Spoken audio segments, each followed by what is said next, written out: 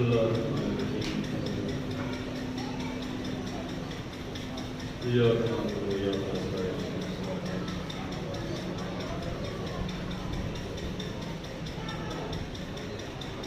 قل هو الله أحد الله الصمد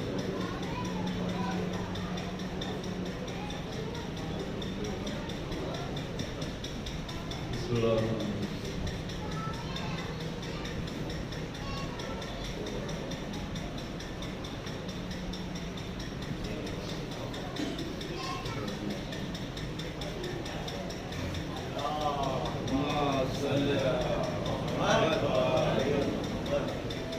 لا حول ولا قوة إلا بالله العلي العظيم أعوذ بالله من الشيطان الرجيم بسم الله الرحمن الرحيم الحمد لله الذي هدانا لهذا وما كنا لنهتدي لولا أن هدانا الله لقد جاءت رسول ربنا بالحق الصلاة والسلام على سيد أسلم الوجود سر الله في كل موجود نقطة دائرة الوجود صاحب اللواء الحمد والمقام المحمود الفاتح لما بلغ والخاتم لما سبق المعلن الحق بالحق بالقاسم محمد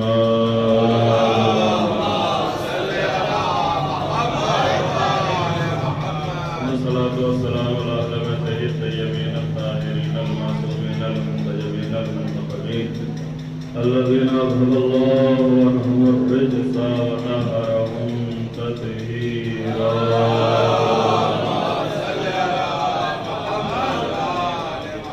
ولعنة الله على أعدائهم وغاصب حقوقهم ومنكر فضائلهم وقتلتهم أجمعين أما بعد فقد قال الله سبحانه وتعالى في كتابه المحكم وكتابه المتقن أعوذ بالله من الشيطان الرجيم بسم الله الرحمن الرحيم إنا هديناه السبيل إما شاكرا وإما كفورا صلوات من محمد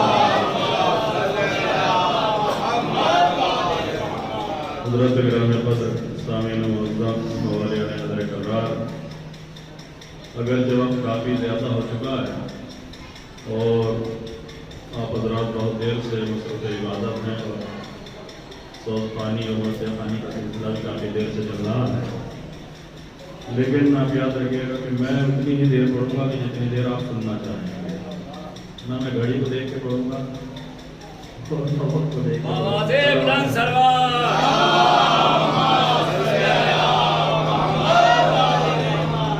اور مجھے آپ کی سماعتوں پہ اس لیے بھی یقین ہے کہ آپ سنیں گے مجھے شک نہیں ہے اس لیے کہ یہ قوم تو وہ ہے کہ جس کا مردہ بھی سنتا ہے تو جس کا مردہ سنتا ہو اس کا زندہ کیوں نہ سنے گا صلوات پڑھیں اور محمد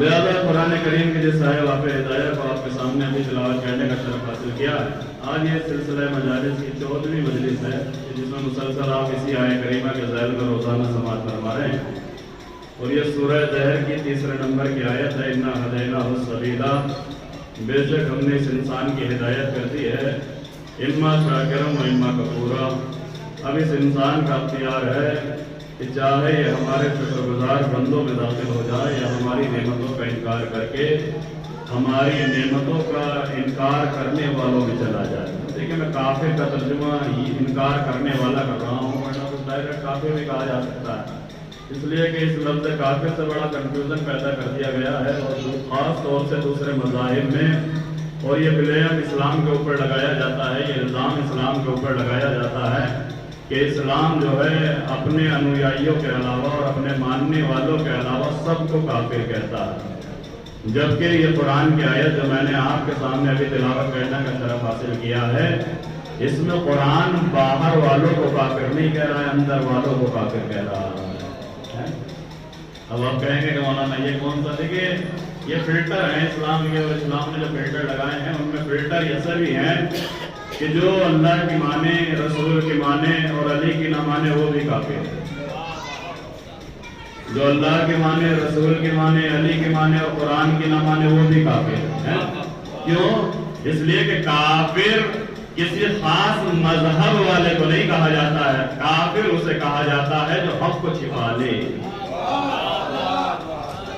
पूरी तवज्जो रखें। देखिए मैं आपको इन मंजिलों से लेके गुजरूंगा और बड़ा अहम मरहला है मेरे सामने, इसलिए कि आपके ज़हनों में भी ये भी है कि अभी इसके बाद भी कहीं जाना है, वहाँ भी मजलिस है। बहरहाल शिरकत तो आपको करनी ही करनी है, और ये एक दस्तूर और ये कायदा और ये कानून होना चाहिए कि हम मजालिस में शिरकत करें तो उस तरीके से शिरकत करें कि जिस तरीके से मजालिस में शिरकत करने का हक है। ऐसा ना हो कि हम देखिए 40 का सिलसिला शुरू हो गया और आज ही से शुरू हो गया है। अब ये 40 का सिलसिला है, 21 में कहीं है और 22 में कहीं है और 23 में कहीं है और 24 में कहीं है। रात में आप जानकर पहुंच जाएंगे और भाई इस तरीके से सिलसिला चलता रहेगा। और 8 रबीउल अव्वल तलक, कपलोनी के 40 तलक ये सिलसिला चलता रहेगा। तो याद रखिए कि अगर 40 करने जा रहे हैं तो मजलिस में जाइए, और मेहमानदारी करने के लिए जा रहे हैं तो फिर किसी के भी घर चले जाइए।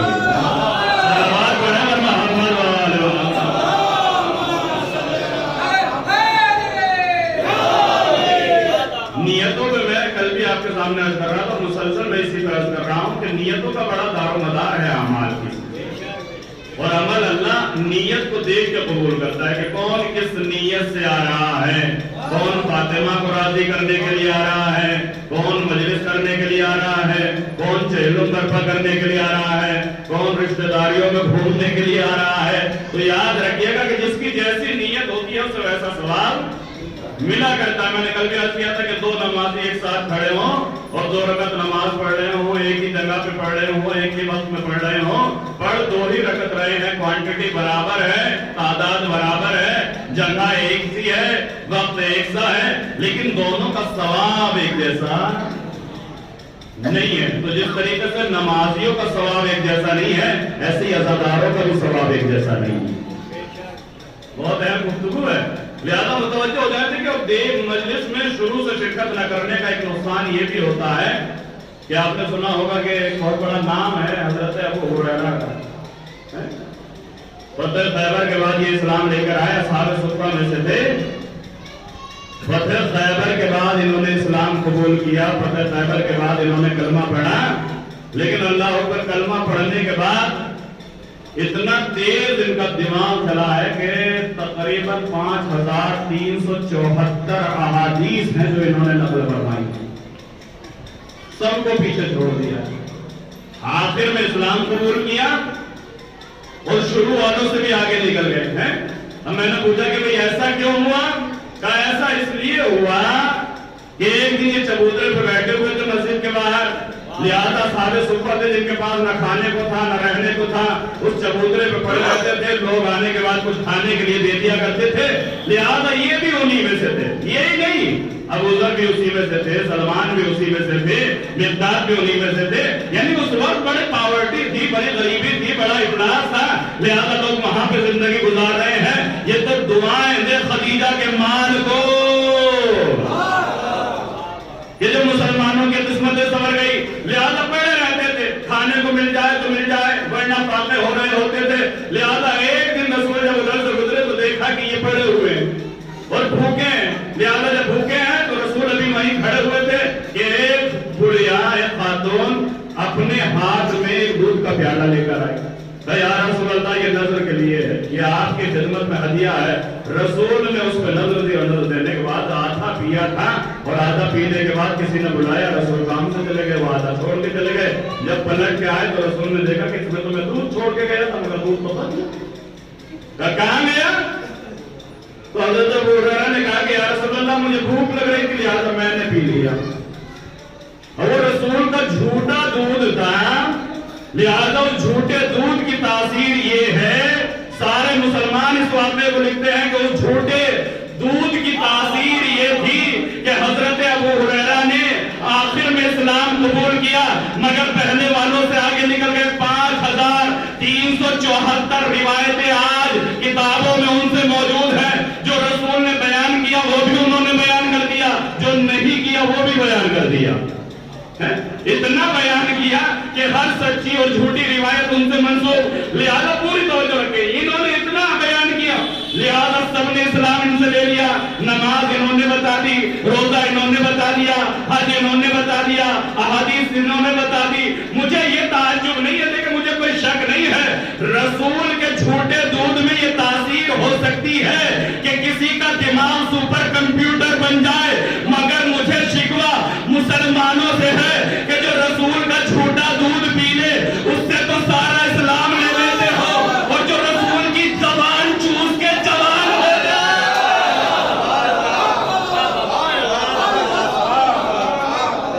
رسول کی زبان چوس کے جوان ہو، صلوات پڑھے ور محمد و آل محمد۔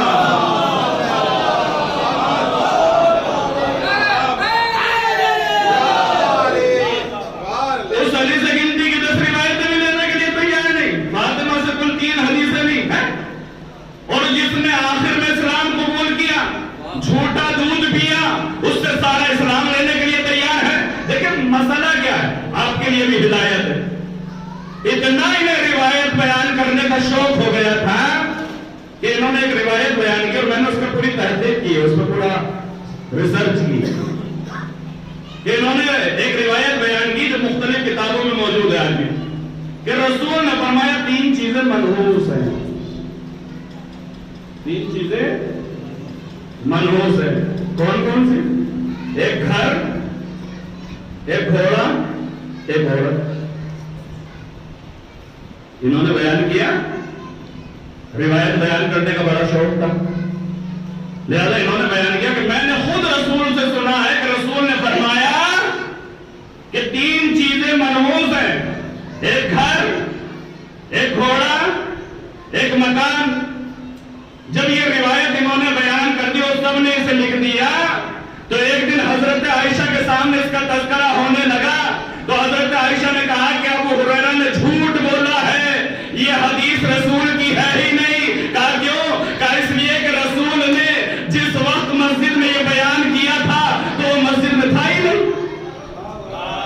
اللہ اکبر۔ دیکھیں مجلس میں بھی، مسجد ہو یا مجلس، اگر جا رہے ہیں تو شروع سے جائیے، ورنہ پورا اسلام لے کے چلے آئیے گا۔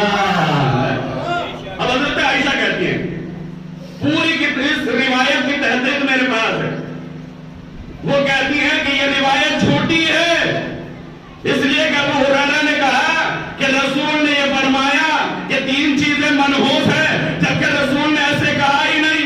یہ تو مسجد میں دیر سے گئے، خطبہ پہلے شروع ہو چکا تھا، رسول یہ فرما رہے تھے کہ یہودی یہ کہتے ہیں کہ 3 چیزیں منحوس ہیں۔ رسول نے فرمایا کہ یہودی یہ کہتے ہیں کہ 3 چیزیں منحوس ہیں، ایک گھر، ایک گھوڑا، ایک عورت۔ لہذا انہوں نے یہ تو نہیں سنا کہ رسول نے یہ فرمایا یہودی یہ کہتے ہیں، لہذا درمیان سے پہنچے، روایت لکھنے کا اتنا شوق تھا کہ رسول ہی سے بیان کر دیا کہ رسول نے فرمایا۔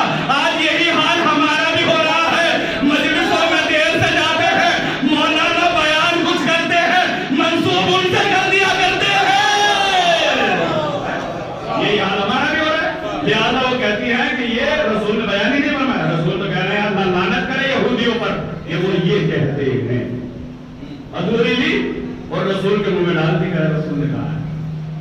3 چیزیں منظور ہے، کیسے رسول یہ کہہ سکتا ہے جس کے مرنے کے بعد اتنے گھوڑے جو ورثے میں چھوڑ کے گیا ہو، اتنے گھر جو ورثے میں چھوڑ کے گیا ہو، جس نے 11 شادیاں کی ہوں، وہ عورتوں کو منحوس کیسے بتا سکتا ہے؟ لیکن یہ دیر سے جانے کا نتیجہ تھا، لہذا پوری توجہ رکھتے تھے کہ علم امامت پہ مجھے آج گفتگو کرنی۔ ایک وہ علم ہے جس نے چھوٹا دودھ بھی پیا تو 5374 روایتیں ان سے لے لی، سارا دین ان سے لینے کے لیے تیار، سارا اسلام ان سے لینے کے لیے تیار، مگر جو رسول کی زبان چوس کے جوان ہوا ہو، جس نے دنیا میں آتے ہی پہلی غذا لعاب رسول لی ہو، ارے جب چھوٹا دودھ پینے والا اتنی روایتیں بیان کر سکتا ہے تو جس نے آتے ہی زبان رسالت چوسی ہو، اگر وہ آتے ہی قرآن کی تلاوت کر دے تو تعجب کیا؟ اب جب ہم یہ کہتے ہیں کہ علی نے آتے ہی قرآن کی تلاوت کر دی تو سب کہہ دیتے ہیں کہ صاحب یہ تو روایت سمجھ میں نہیں آ رہی۔ کہا کیوں نہیں سمجھ میں آ رہی؟ کہ میڈیکل سائنس اس روایت کو فیل کر دیتی۔ میڈیکل سائنس یہ کہتی ہے کہ بچے کو بولنے میں کم سے کم 1.5 سے 2 سال لگیں گے۔ کوئی بچہ پیدا ہوتے ہی بول نہیں سکتا، نیچر کا قانون ہے، نیچرل طریقے سے کوئی بچہ پیدا ہوتے ہی بول نہیں سکتا۔ لہذا مسلمانوں نے میڈیکل سائنس کو سامنے کھڑا کیا علی کی اس فضیلت کو چھپانے کے لیے، کہا علی نے پیدا ہوتے ہی قرآن کیسے سنا دیا؟ رسول نے تو سنایا نہیں، اگر سناتے تو رسول سناتے، یہ علی نے پیدا ہوتے ہی کیوں سنا دیا؟ دیکھیں سنانے کے لیے سننے والے کی بھی تو شرط ہونی ضروری ہے۔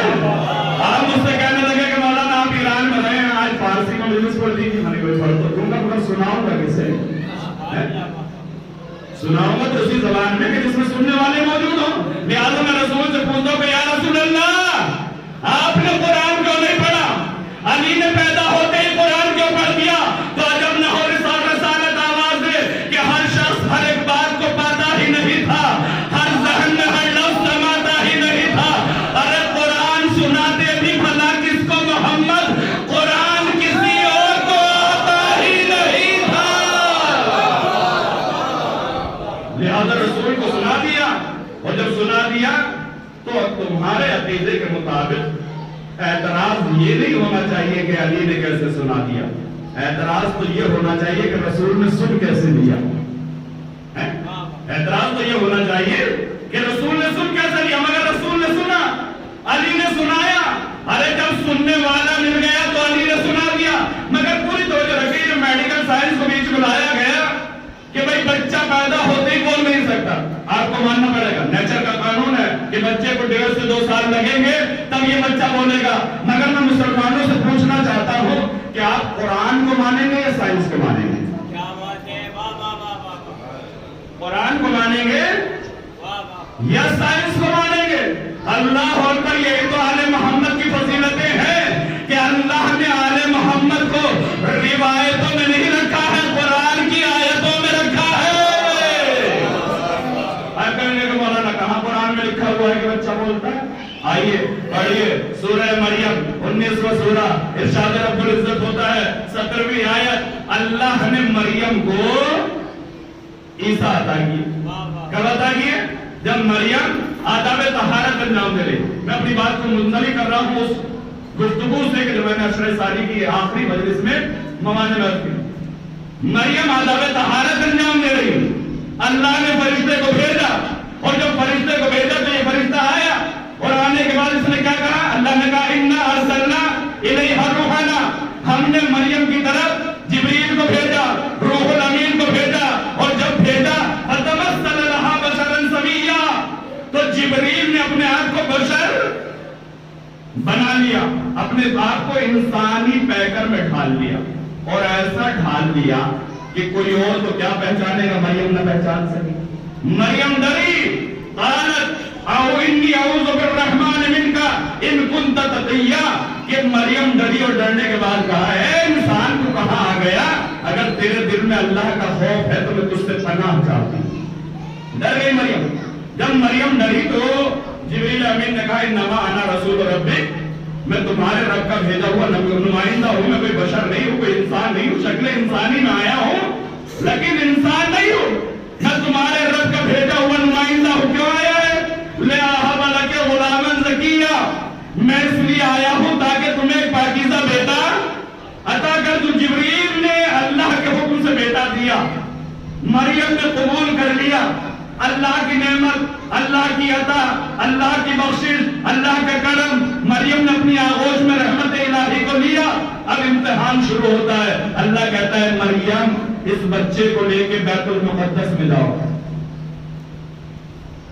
مریم نے کہا کہ میرے معبود صرف جانا نہیں ہے، جب میں جاؤں گی تو ابھی میری شادی نہیں ہوئی ہے، ابھی میرا کوئی ہسبینڈ نہیں ہے، کوئی شوہر نہیں ہے، تو نے مجھے بچہ عطا کر دیا، تیری قدرت پہ کوئی شک نہیں، میں نے قبول کر لیا، مگر میرے پروردگار جب میں لے کر جاؤں گی تو قوم والے انگلیاں اٹھائیں گے، اعتراض کریں گے، میرے کردار پہ دھبے لگائیں گے، تو اے میرے پروردگار میں اپنا ڈیفینس کیسے کروں گی؟ اس لیے کہ وہ بڑے بڑے پادری، وہ بڑے بڑے مقدس رہنما میرے کردار پہ جب انگلی اٹھائیں گے تو میں کیا کہوں گی؟ اللہ نے کہا مریم تمہیں کچھ کہنے کی ضرورت نہیں ہے، جب ہم نے تمہیں عیسیٰ عطا کیا ہے تو تمہاری حفاظت بھی ہم کریں گے۔ یہ ہے قدرت پروردگار۔ مریم تمہاری حفاظت بھی ہم کریں گے، تمہیں زبان ہلانے کی ضرورت نہیں، خاموشی کا روزہ رکھ لو، صوم جائے گا، کفارہ واجب ہو جائے گا، لہذا خاموشی کا روزہ رکھو۔ معبود جب یہ پوچھیں گے تو میں کیا کروں؟ کہ تم اشارہ کر دینا مریم کی طرف، عیسیٰ کی طرف۔ اب قرآن کہتا ہے کہ ہم نے مریم کو عیسیٰ عطا کر دیا، اور جب عیسیٰ عطا کر دیا تو مریم رحمت الہی کو اپنی آغوش میں لیے ہوئے پہنچی، اور جب بیت المقدس کے دروازے پہ پہنچی تو بڑے بڑے پادریوں نے در ہاتھ ہلایا، اور ہلانے کے بعد کہا کہ مریم اس مقدس جگہ پہ قدم نہ رکھنا۔ کہا کیوں؟ کہا اس لیے کہ تم یہ بچہ کہاں سے لے کے آئی۔ بڑا اہم مرحلہ ہوتا ہے ایک عورت کے لیے کہ جب اس کے کردار پہ دھبا لگایا جاتا ہے۔ یہی وجہ ہے کہ ہر جگہ 2 گواہیاں مانگی گئی ہیں، مگر اس سلسلے میں 4 گواہیاں مانگی گئی۔ آسانی سے کسی کے اوپر الزام نہ لگا دینا، آپ نے اپنی آنکھوں سے بھی دیکھا ہے، لیکن اگر گواہ پورے نہ ہوئے تو بھلے ہی آپ سچ کہہ رہے ہوں، شریعت یہ کہتی ہے کہ اس الزام لگانے والے کو مارا جائے۔ یہ آج موبائل کا زمانہ چل گیا ہے، کسی کے اوپر کچھ بھی الزام لگا دیا جائے۔ یاد رکھیے کوئی بھی شیئر کرنے سے پہلے، کوئی بھی کلک کرنے سے پہلے یاد رکھیے گا کہ جتنا گناہ کرنے والا گناہگار ہے اس سے زیادہ تم اس گناہ میں شریک ہو رہے ہو۔ لہذا شریعت کی بڑی پابندی ہے کہ اگر دیکھ بھی لیا، تم نے اپنی آنکھوں سے دیکھا، لیکن اگر گواہیاں پوری نہیں ہو سکی تو کوڑے تمہارے مارے جائیں گے، الزام لگانے والوں میں تمہیں شمار کیا جائے گا۔ اب پوری توجہ کہ مریم لے کے پہنچی، اور جب لے کے پہنچی تو رحمت الہی آغوش میں، اور جب رحمت الہی آغوش میں ہے تو مریم لے کے پہنچی ہے۔ تمام پادریوں نے راستے کو روکا، مریم تمہیں الاؤ نہیں ہے، اجازت نہیں ہے کہ تم بیت المقدس میں قدم رکھو۔ قرآن کہتا ہے کہ تمام کے تمام پادریوں نے ایک زبان ہو کے کہا یا مریم ما کان ابوک امرا سوء وما کانت امک بغیہ، اے مریم نہ تیرا باپ بد کردار تھا نہ تیری ماں بد چلن تھی۔ اللہ اکبر، اللہ اکبر۔ مریم سے کہا ہے مریم ما کان ابوک امرا سوء وما کانت امک بغیہ۔ دیکھیں اگر گناہ بھی کیا ہوتا تو مریم نے کیا ہوتا نا، نعوذ باللہ خاکم بدہن، تو برا مریم کو کہنا چاہیے تھا۔ یہ ماں باپ بیچ میں کہاں سے آ گئے؟ This is a lesson for youngers۔ نوجوانوں کے لیے یہ پیغام ہے، اپنی مرضی سے چاہے جو کرنا چاہو، لیکن یاد رکھنا اچھا کرو گے یا برا دہائی تمہارے ماں باپ کو دی جائے گی۔ قرآن کہہ رہا ہے مریم کو کچھ نہیں کہا، مریم کو ان کا خاندان یاد دلایا، شجرہ یاد دلایا۔ لہذا سادات سے کہہ رہا ہوں، نماز پڑھو یا نہ پڑھو، روزہ رکھو یا نہ رکھو، جلوس میں ماتم کرو یا نہ کرو، چاہے مجلس میں ہنسو یا چاہے جو کرو، مگر انگلی تمہارے اوپر نہیں اٹھائی جائے گی۔ یہ کہا جائے گا کہ یہ کس کے خاندان سے ہے۔ ہمیشہ الزام اس پہ لگے گا کہ جس کمپنی سے نکل گیا ہے، جو یونیفارم ہم نے پہن لی، کالا لباس، یہ یونیفارم، یہ ہماری علامت ہے، یہ ہماری نشانی ہے۔ سڑک پہ کوئی بھی حادثہ ہو جائے کپڑوں سے پہچان لیا جاتا ہے، فلاں کمپنی کا آدمی تھا، اس کی یونیفارم، اس سے انڈیویجول کوئی نہیں جانتا، شخصی طور پر انفرادی طور پر اسے کوئی نہیں جانتا، لیکن چونکہ اس نے لباس اس کمپنی کا پہن رکھا ہے لہذا انگلی اس کمپنی کو اٹھتی ہے۔ تو اگر ہم نے کالا لباس پہنا ہے تو اس کالے لباس کی آبرو رکھنا بھی ہماری ذمہ داری ہے۔ یونیفارم ہے ایسا کی یاد پوری توجہ رکھے، کیا کہا؟ ماں کان ابوک امرا سوء، اے مریم نہ تمہارا باپ بد کردار، وما کانت امک بغیہ، اور نہ تمہاری ماں بد چلن۔ کہنے کا مطلب کیا تھا؟ اے مریم جب تمہارا باپ با کردار، جب تمہاری ماں با کردار، تو تم نے یہ کردار پہ دھبا کہاں سے لگا لیا؟ مریم یہ بچہ کہاں سے لے آئی؟ کہنے کا مطلب تو یہی ہے نا، انڈائریکٹ گفتگو ہو رہی ہے، ڈائریکٹ نہیں ہے، انڈائریکٹ۔ اے مریم تمہارا باپ با کردار، تمہاری ماں با کردار، پھر یہ بچہ کہاں سے لے آئی؟ اللہ نے خاموشی کا روزہ رکھوا دیا۔ ایسی جگہ پہ تو نہ بولنے والی بہو بھی بول جاتی ہے، ایسی جگہ پہ تو ہر کوئی بول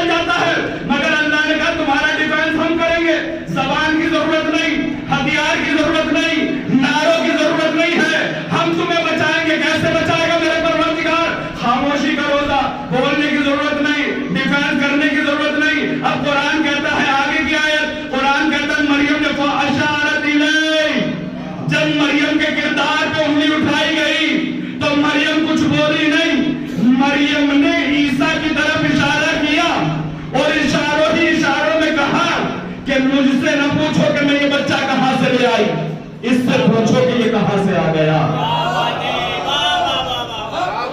اب میڈیکل سائنس کو بول جائے گا کہ قرآن میں یقین ہے، قرآن سے ثابت کروں گا کہ بچہ پیدا ہوتے ہی بول سکتا ہے۔ جیسے ہی مریم نے عیسیٰ کی طرف اشارہ کیا، فَأَشَارَتْ إِلَيْهِ، مریم نے عیسیٰ کی طرف اشارہ کیا، اس سے پوچھو مجھ سے نہ پوچھو، میں کچھ نہیں بیان کروں گی۔ جیسے ہی مریم نے اشارہ کیا، اس اشارے کو پادری سمجھ گئے تو سب نے گھٹنے ٹیک لیے۔ قالوا کیف نکلم من کان فی المہد صبیا، تو سب نے ایک زبان ہو کے کہا اے مریم ہم اس بچے سے کیسے باتیں کر سکتے ہیں جو ابھی گہوارے میں ہے۔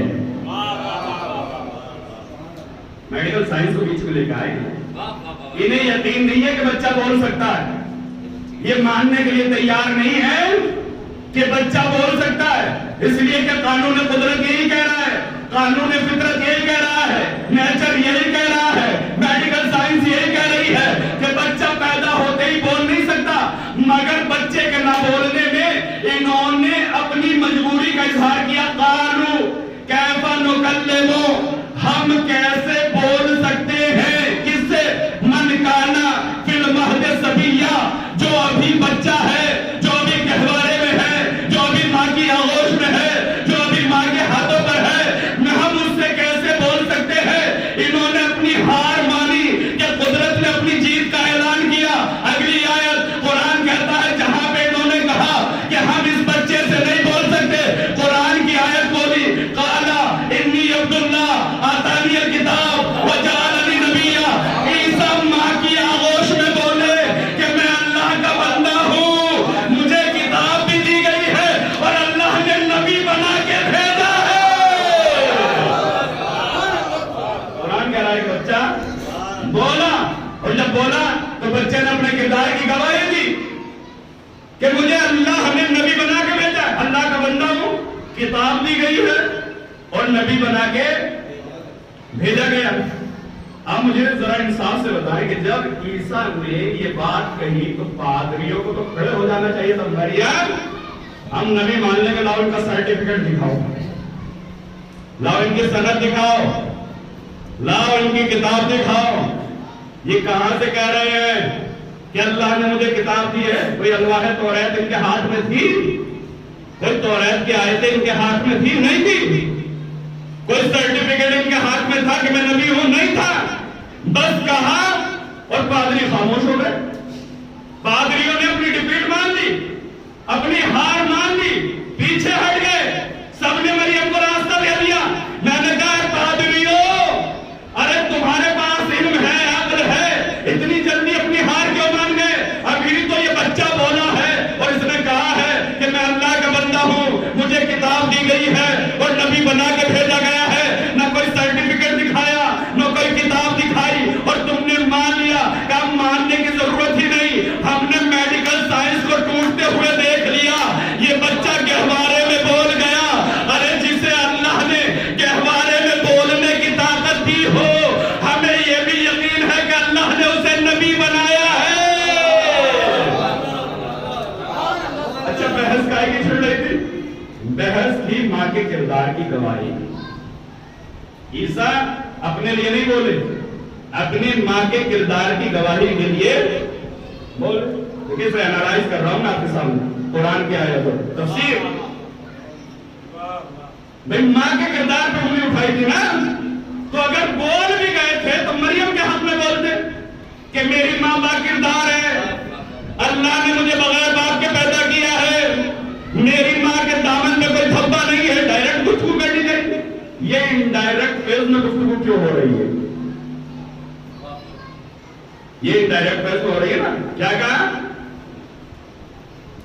میں اللہ کا بندہ ہوں، مجھے کتاب دی گئی اور نبی بنا کے انی عبداللہ آتانی الکتاب وجعلنی نبیہ، یہ نہیں کہا کہ مجھے کتاب ملے گی، پاس کا ٹینس ہے، فیوچر کا نہیں ہے کہ مجھے بڑے ہو کے کتاب ملے گی، مجھے بڑے ہو کے نبی بنایا جائے گا۔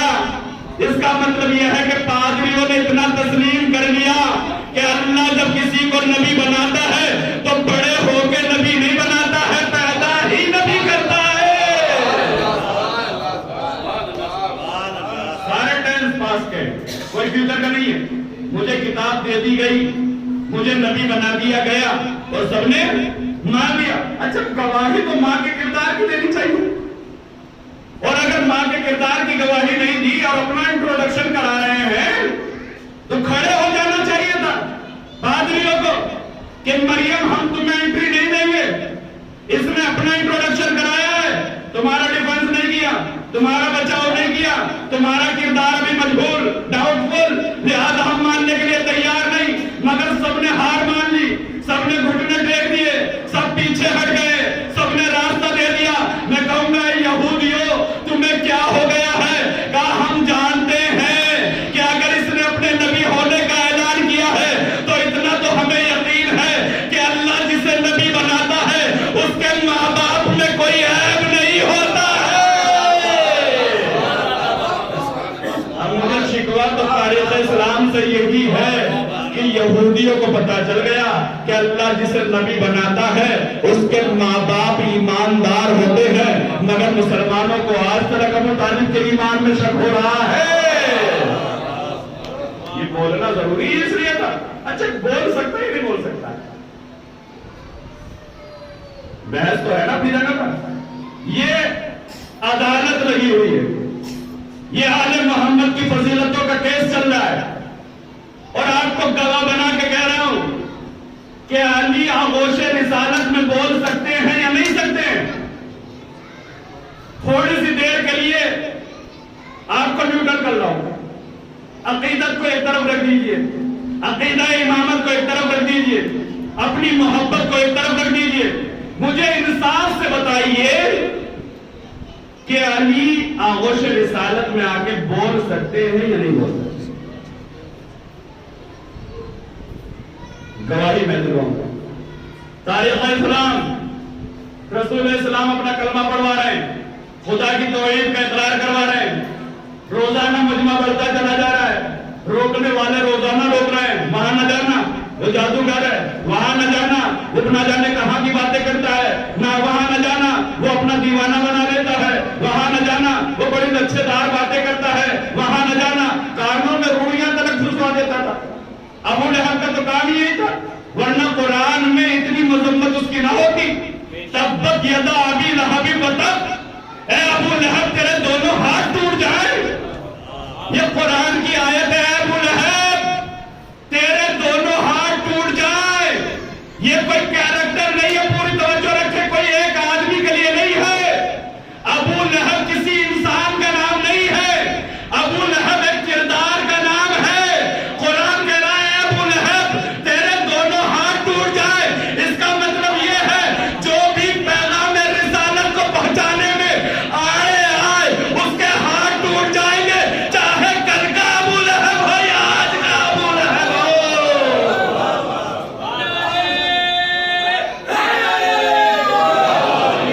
جو بولتا تھا رسول کا چچا تھا، رشتہ دار تھا رسول کا ابو لہب، مگر قرآن نے رشتے کا پاس نہیں رکھا، یاد نہیں رکھا۔ قرآن نے کہا تبت یدا ابی لہب وتب، اے ابو لہب تیرے دونوں ہاتھ ٹوٹ جائیں۔ کرتا کیا تھا یہ؟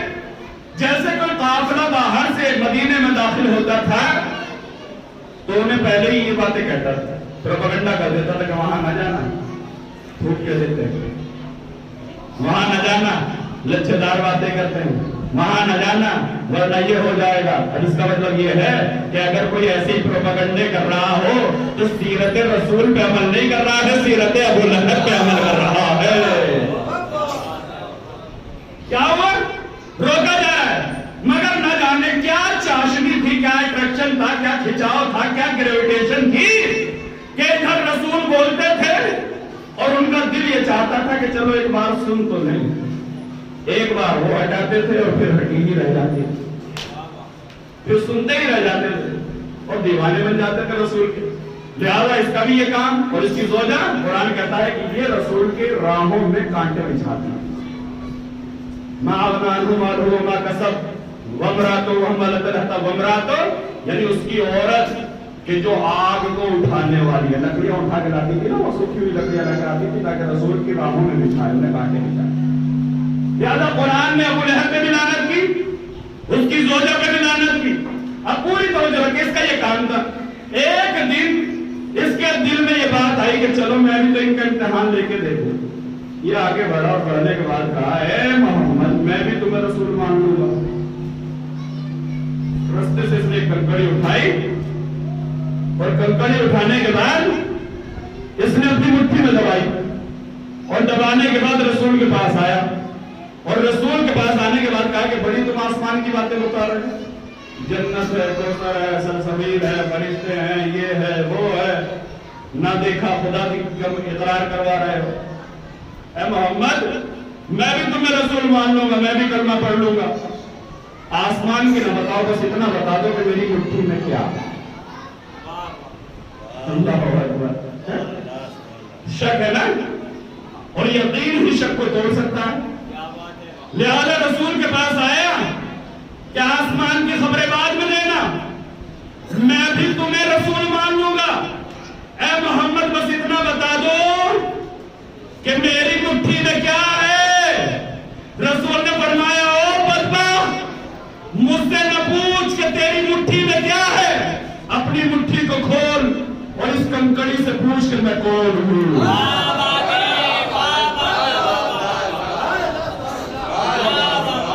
یہ ہے رسالت. تاریخ اسلام میں یہ واقعہ بلا تفریق مذہب و ملت ہر مورخ نے لکھا ہے کہ جب ابو لہب اپنی مٹھی میں کنکڑی دبا کر رسول کے پاس آیا کہ میں بھی کلمہ پڑھ لوں گا, میں بھی خدا کو مان لوں گا, میں بھی جنت کو مان لوں گا, میں بھی کوثر کو مان لوں گا, میں بھی جہنم کو مان لوں گا, میں بھی فرشتوں کا اقرار کر لوں گا, مجھے آسمان کی نہ بتاؤ, بس اتنا بتا دو کہ میری مٹھی میں کیا ہے. یہ سوچ رہا تھا کہ رسول بس اگر اتنا بتا دے کہ مٹھی میں کنکڑی ہے تو میں کلمہ پڑھ لوں گا, مگر رسول نے تو آگے کی بتائی کہ مجھ سے مت پوچھ کہ تیری مٹھی میں کیا ہے, اپنی مٹھی کو کھول اور اس کنکڑی سے پوچھ کہ میں کون ہوں. اور ششتر ہوا, اپنی مٹھی کو کھولا, اس کنکڑی سے پوچھا کہ بتا کہ یہ کون ہے. آدمی کھڑا رہ گیا, کنکڑی نے کلمہ پڑھ دیا, اشہد ان محمد رسول اللہ.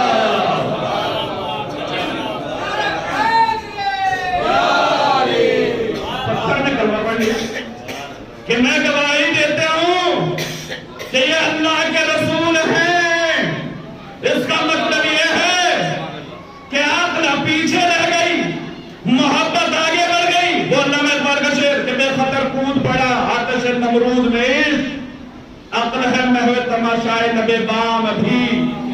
عقل تو سوچ رہی کہ کودوں یا نہ کودوں, مگر عشق ہے جو چھلانگ لگا چکا ہے, عشق ہے جو کود چکا ہے, عشق ہے کہ جسے اپنے انجام کی خبر نہیں. عقل کا عشق سے کوئی مقابلہ نہیں. اللہ اکبر.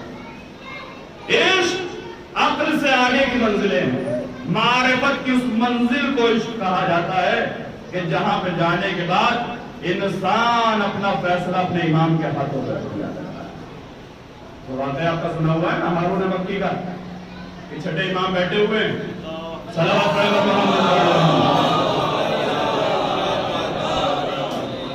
کتنے میں ایک شخص آیا اور آنے کے بعد کہا کہ یا رسول اللہ آپ کے لیے پورا لشکر تیار ہو چکا ہے. خراسان میں اتنے لوگوں کی تلواریں تیار ہیں اور اتنا لشکر تیار ہو چکا ہے. اب آپ گوشے کی زندگی نہ گزاریں, گھر کی زندگی نہ گزاریں, اب اپنے حق کے لیے کھڑے ہو جائیں. امام کو مشورہ دے رہا ہے. مولا وقت آ گیا, تلواریں تیار ہو گئی ہیں, جلوس میں بہت بھیڑ ہے, مجلس میں بہت مجمع ہے, مگر امام تو دوسری جگہ مجمع کو دیکھ رہے ہیں کہ یہ مجمع کتنا اپنا ہے اور کتنا پرایا ہے. ابھی یہ امام کو مشورہ دے رہا تھا, مولا پورا خراسان چاہنے والوں سے بھرا ہوا ہے, اب اپنی تنہائی کا لوہانا پڑھیے, کھڑے ہو جائیے, حکومت کو لے لیجیے. امام خاموش بیٹھے ہیں کہ اتنے میں امام نے کہا کہ چلو یہ باتیں تو چھوڑو, آؤ میرے ساتھ چلو. ہاتھ پکڑا، تنور جل رہا، اور جب تنور جل رہا تھا تو امام نے اس تنور سے ڈھکن کو ہٹایا، دہتے ہوئے اللہ کے اوپر دکھائی دیے۔ امام نے فرمایا کہ اس میں کود جاؤ، اس میں کود جاؤ۔ اس نے ہاتھوں کو جوڑا، مولا تو غلطی ہو گئی، مولا کوئی زیادہ بول گیا، مولا اگر پسند نہ آئی ہو بات تو میں اپنی بات واپس لے لیتا ہوں۔ اب یہ بہانے تلاش کرنے لگا۔ امام نے کہا کہ اس میں کود جا، یہ عقل سے کام لے رہا ہے کہ اگر کود گیا تو چل جاؤں گا، یہ عقل کو بیچ میں لے آیا، محبت پیچھے رہ گئی، عقل کو آگے لے آیا، کہا اگر کود گیا تو جل جاؤں گا۔ میڈیکل سائنس کہہ رہی ہے کہ جلے گا، اس لیے کہ آپ کی کسی سے دوستی نہیں ہوتی، لہذا یہ سوچ رہا ہے کہ جل جاؤں گا، بہانے بنانے لگا۔ کہا مولا میں اپنی بات کو واپس لے لیتا ہوں، معذرت، معافی، استغفار، مولا آئندہ آپ کو کوئی مشورہ نہیں دوں گا۔ امام نے کہا کہ چل بیٹھ۔ پھر باتیں ہونے لگی، امام باتیں کر رہے تھا، اور بتاؤ خراسان میں کیا ہو رہا ہے، اور بتاؤ فلاں کے حالات کیسے، اور بتاؤ فلاں کے حالات کیسے۔ اتنے میں دروازہ کھلا، کوئی داخل ہوا، ہارون مکی تھے کہ جنہوں نے اپنے جوتے اپنی بغل میں دبائے، امام کو سلام کیا، السلام علیکم رسول اللہ۔ امام نے جواب دیا وعلیکم السلام یا ہارون، اے ہارون تم پر بھی ہمارا سلام ہو۔ بیٹھنے کے لیے نہیں کہا، امام نے کہا کہ جاؤ ہارون اس تنور پہ کود جاؤ، کیا بات ہے، جاؤ ہارون مکی اس تنور میں کود جاؤ۔ ابھی نہ پانی کو پوچھا، نہ خیریت پوچھی، جواب سلام دیا ہے، نہ بیٹھنے کو کہا۔ امام نے کہا کہ جاؤ اس تنور میں کود جاؤ۔ ہارون نے یہ بھی نہیں پوچھا کہ مولا کیا ہو گیا، کیوں ہو گئے، بڑھے اور آگے بڑھنے کے بعد تنور میں کود گئے۔ امام اپنی جگہ سے اٹھے اور تنور کو اس کا ڈھکن ڈھک دیا اور پھر آ کے بیٹھ گئے۔ پھر اس سے پوچھنے لگے اور بتاؤ خراسان میں کیا ہو رہا، اور بتاؤ فلاں جگہ پہ کیا ہو رہا، اور بتاؤ اس کے حالات کیسے ہیں۔ اب یہ امام سے باتیں تو کر رہا ہے مگر دیکھ رہا ہے تنور کی طرف۔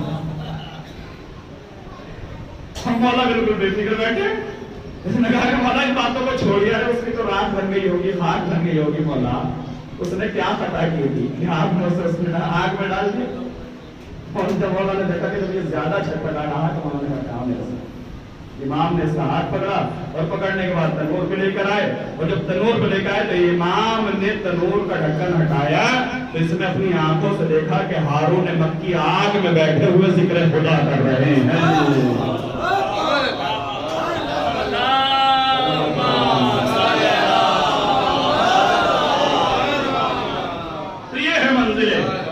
اللہ اکبر، خدا تمہیں سلامت ہے۔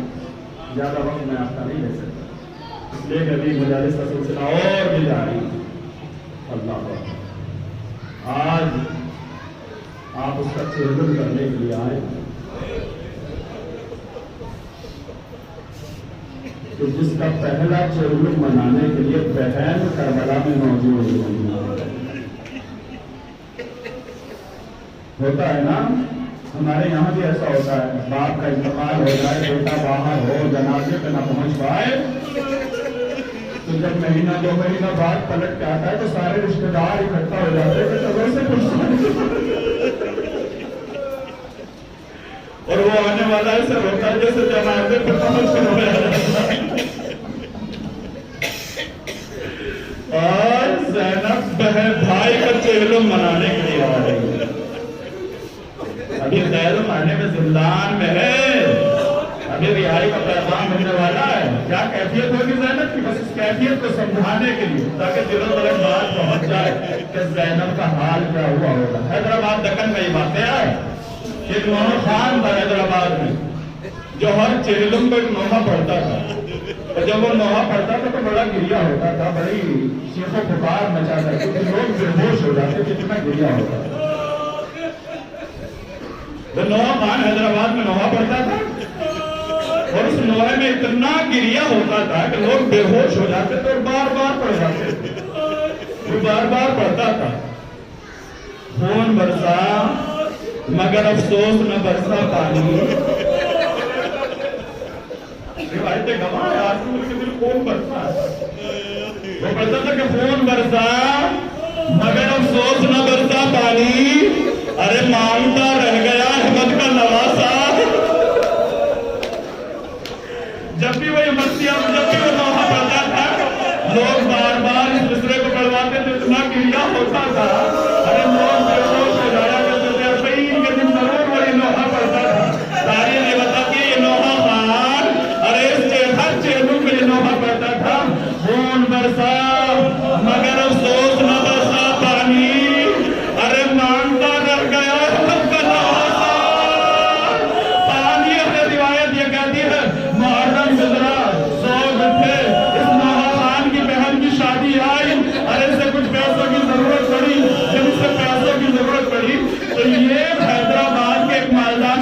पास गया।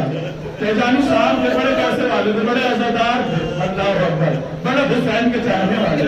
ये उनके दरवाजे पे पहुंचा, तो आप दीनदार हैं, मुझे कुछ पैसे की जरूरत है, आपसे मैं कर्ज चाहता हूँ, अपनी बहन की शादी करनी है, जब मेरे पास होंगे तो मैं वापस कर दूंगा। तेजानी साहब ने जैसे ये सुना, अपनी जगह से उठे, घर में गए, और घर में जाने के बाद अंदर से नोटों की गड्डी लेकर आए, उसके सामने रंग ले। जब वो उठाने लगा तो उससे कहा कि भाई देख, इन्हें वापस करने की जरूरत नहीं है, मैं इन्हें वापस नहीं दूंगा। इतना सुना कि इसकी गैरत ने जवाब दे दिया, कहा तेजानी साहब मैं गरीब जरूर हूं मगर बेगैरत नहीं हूं। किसी ने आपका पैसा मार लिया हो तो मार लिया हो, मगर मैं मौला का अज़ादार हूं, मैं मौला का नौजवान हूं, जब मेरे पास होगी तो मैं आपके वापस कर सकता नहीं, मुझे तुझसे पैसे नहीं चाहिए, इसके बदले में तू मेरा एक काम कर देना। कहा काम क्या है? जब मैं दुनिया से गुजर जाऊं तो ये मेरी वसीयत है कि मेरे जनाजे पे आके वो नौहा जरूर पढ़ो।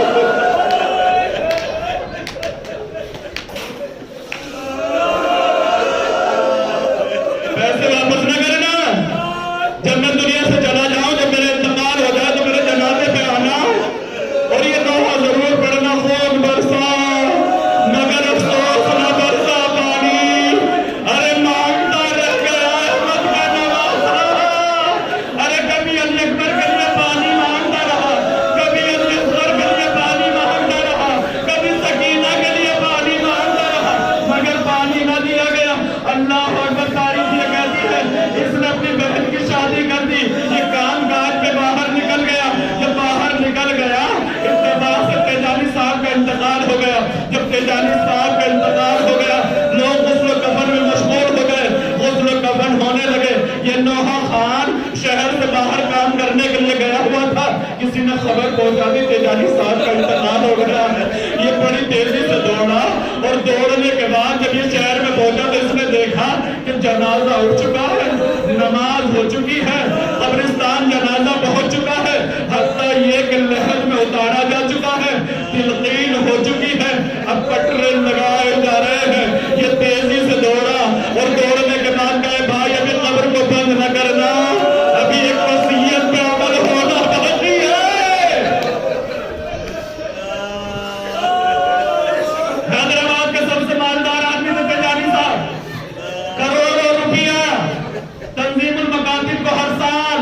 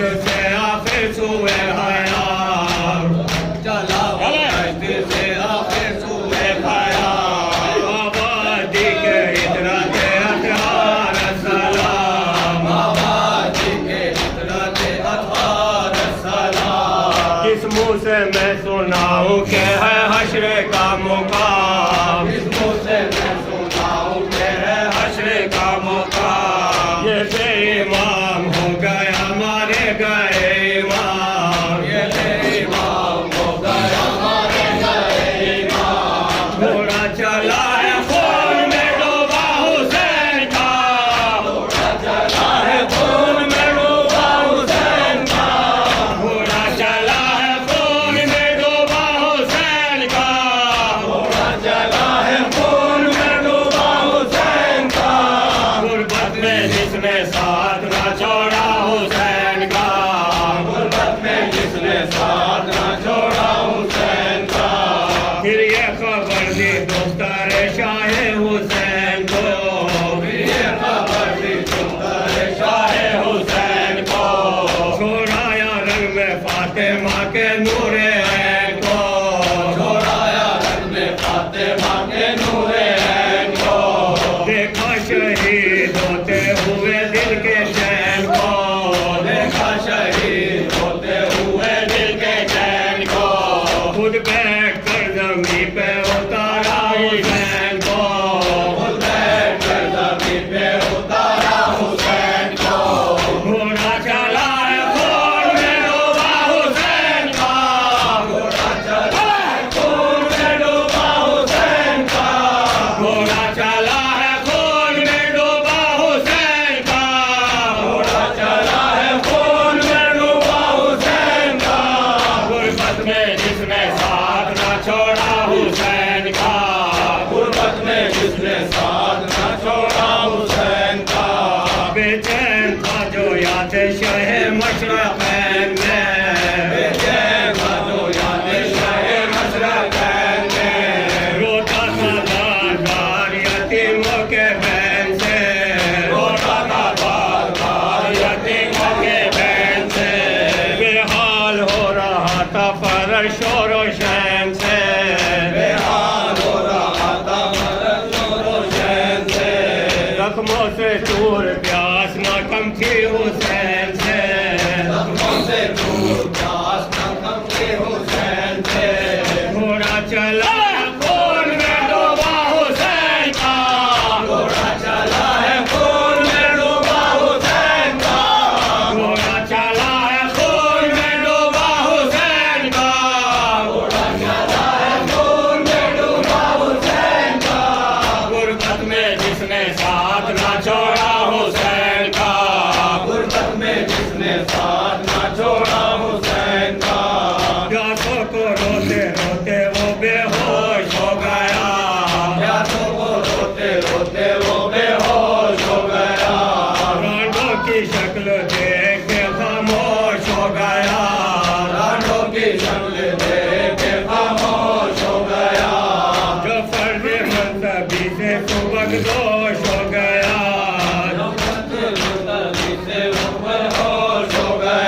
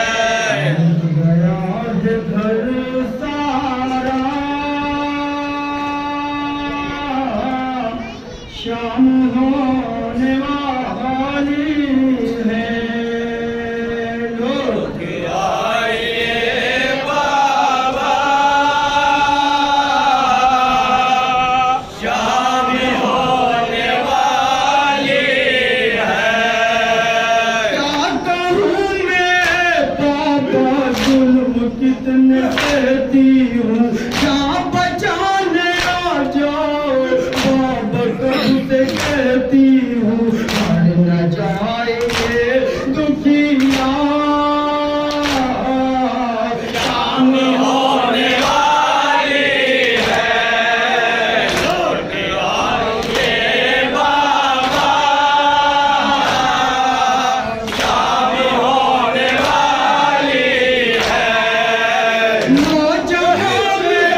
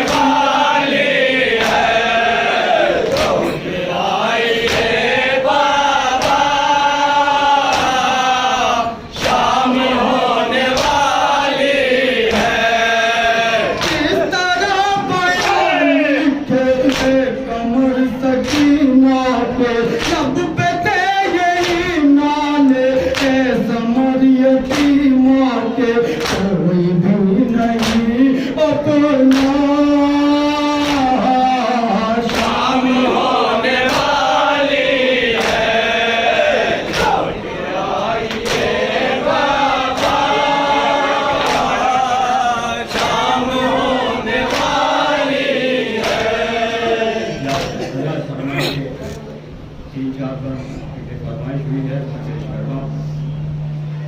اے باد صبا جاگے ہم کو بتانا پیاسی ہے سکینہ. اے باد صبا جاگے ہم کو بتانا پیاسی ہے سکینہ. یاد آئے سکینہ تو چچا لوٹ کے آنا پیاسی ہے سکینہ. اے باد صبا جاگے ہم کو بتانا پیاسی ہے سکینہ.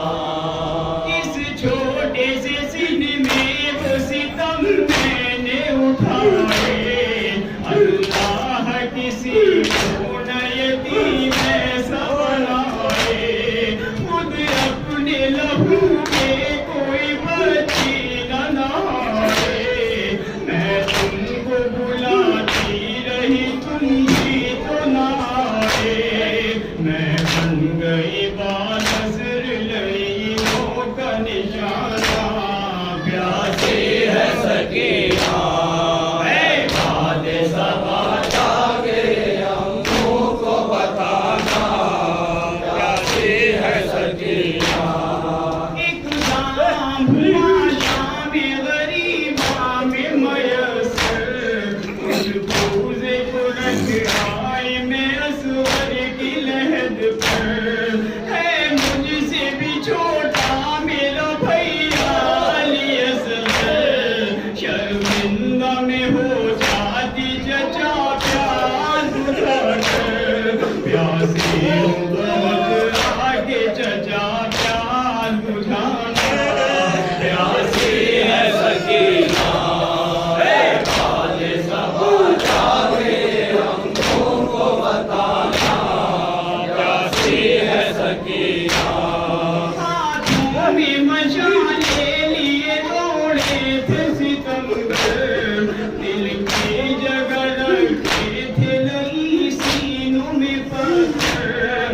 بہنے لگا کانوں سے لہو چھینے لگا کر. آدھا کے تماشوں سے لگی آگ بھی ان پر. چہرہ میرا کہہ دے گا ملے ان کا فسانہ پیاسی ہے سکینہ.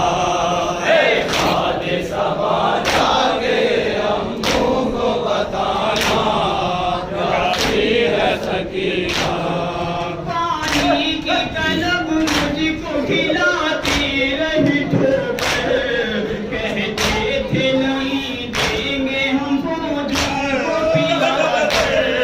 جب شبر لئی کر چکا سہراب لشکر دکھلا کے مجھے پھینک دیا پانی زمین پر.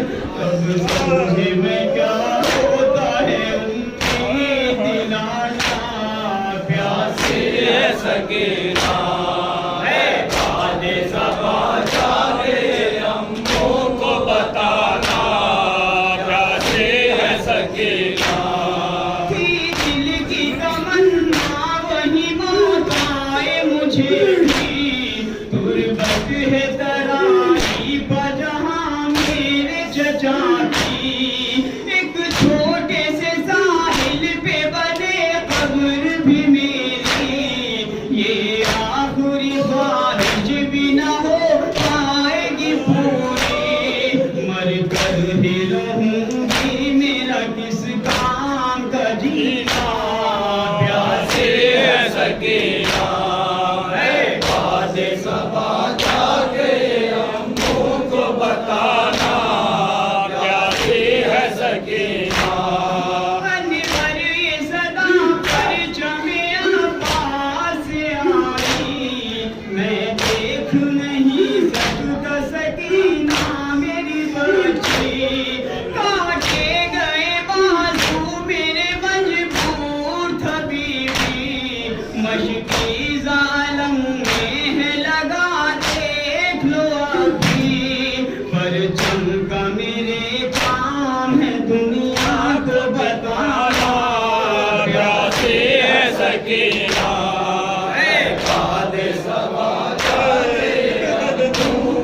बताना प्यासी है सकीना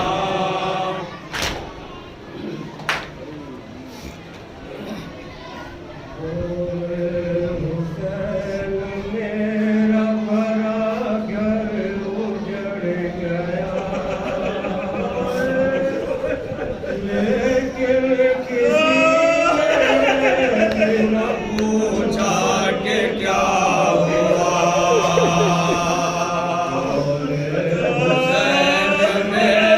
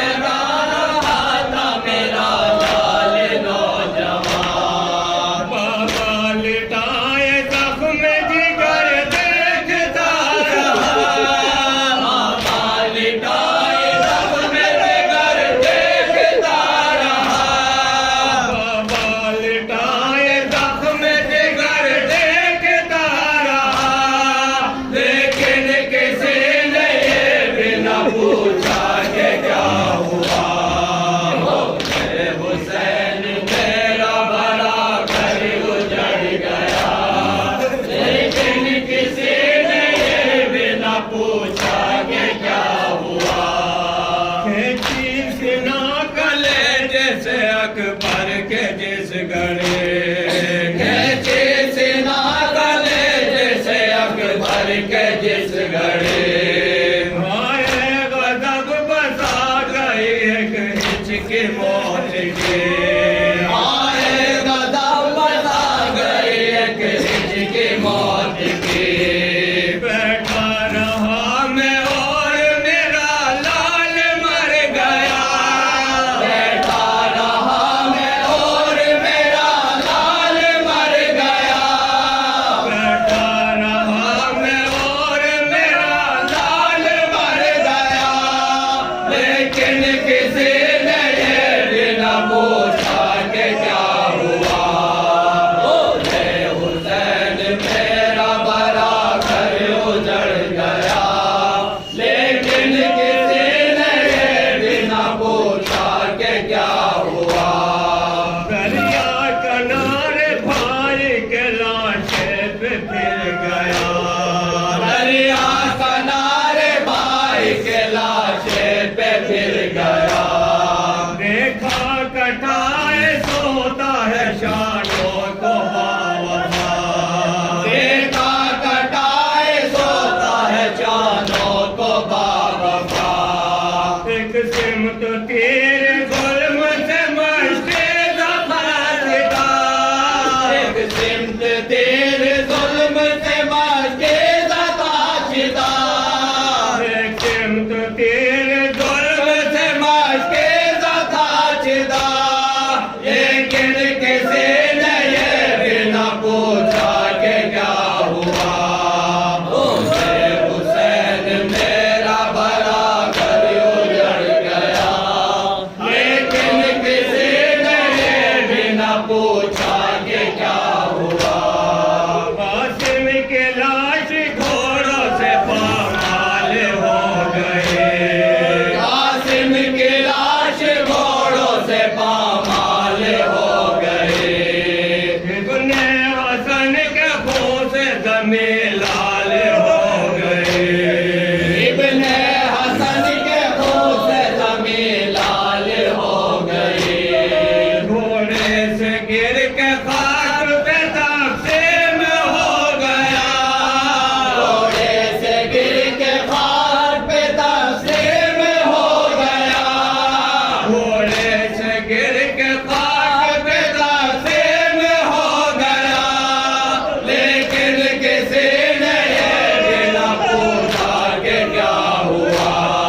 बोले हुसैन मेरा बड़ा घर उजड़ गया, लेकिन किसी ने ये भी न पूछा कि क्या हुआ। अल्लाह एक चटाई मंगाए हुसैन ने, अल्लाह एक चटाई मंगाई हुसैन ने। मक्कर की सरज़मीं पे बिछाए हुसैन ने, मक्कर की सरज़मीं पे बिछाए हुसैन ने। उस पे बदन को चुन के चटाई पे रख दिया, उस पे बदन को चुन के चटाई पे रख दिया, उस पे बदन को चुन के चटाई पे रख दिया। लेकिन किसी ने ये भी न पूछा कि क्या हुआ। बोले हुसैन मेरा बड़ा घर उजड़ गया, लेकिन किसी ने ये भी न पूछा कि क्या हुआ।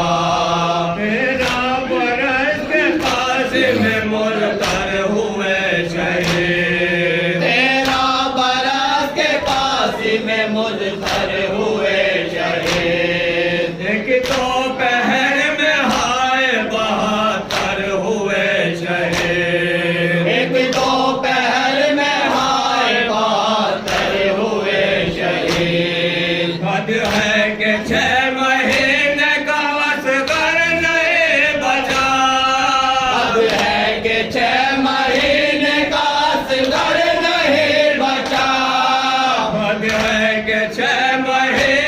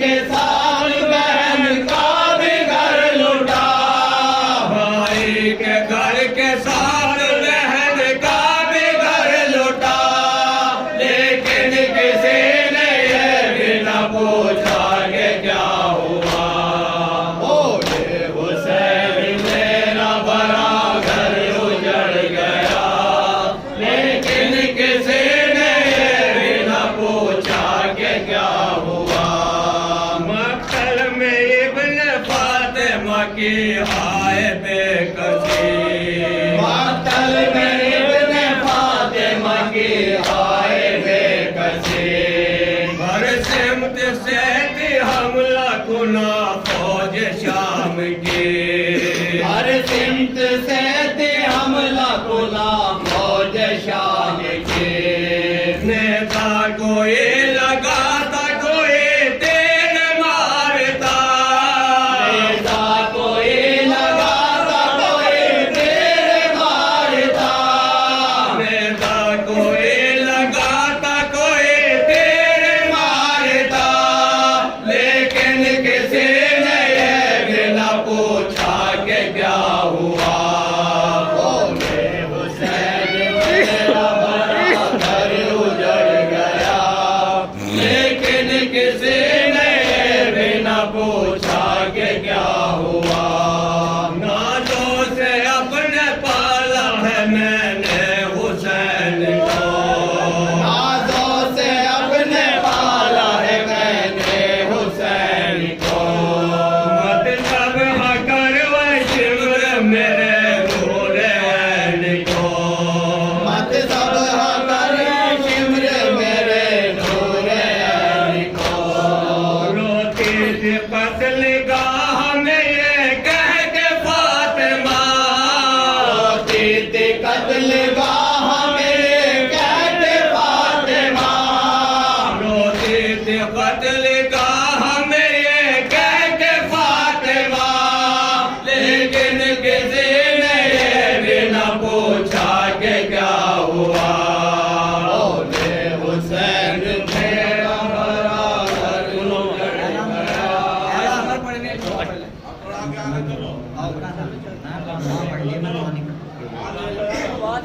تمام مومنین اور مسکراہٹ سے التماس ہے جیسے کہ سبھی کو پتا ہے کل ابا حیدر کی ٹھیک 10 بجے مجلس شروع ہو جائے گی مجلس کو